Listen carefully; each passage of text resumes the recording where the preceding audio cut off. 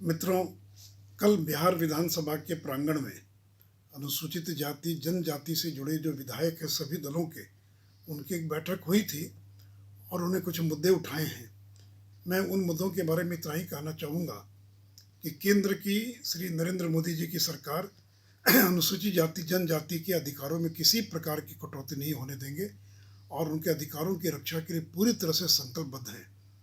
और भारतीय जनता पार्टी का ये स्पष्ट मत है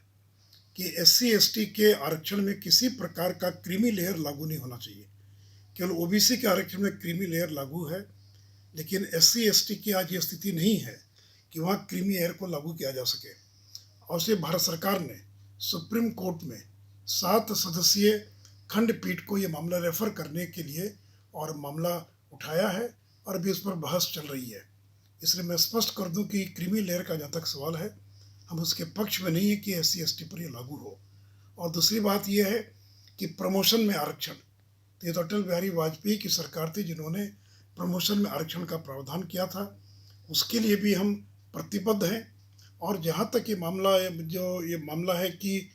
SC ST से जुड़े जो सारे प्रावधान हैं उसको 9th शेड्यूल में डाला जाए,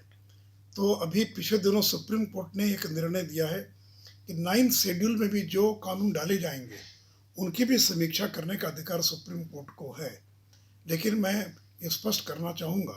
कि वो चाहे अनुसूचित जाति जनजाति अत्याचार निवारण अधिनियम हो,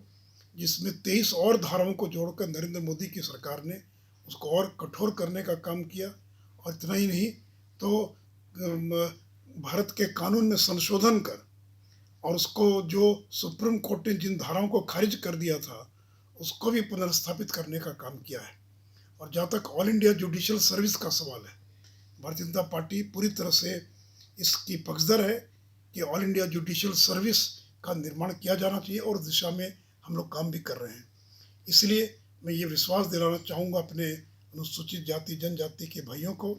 कि चाहे वो 9th शेड्यूल में डालने का मामला हो या अन्य कोई तरीका हो, केंद्र की सरकार पर भरोसा रखिए और वो कोई न कोई मार्ग प्रशस्त करेंगे, रास्ता निकालेंगे, जैसे इनके अधिकारों में किसी प्रकार की कटौती नहीं हो और इनके जो अधिकार हैं वो यथावत बने रहें। धन्यवाद।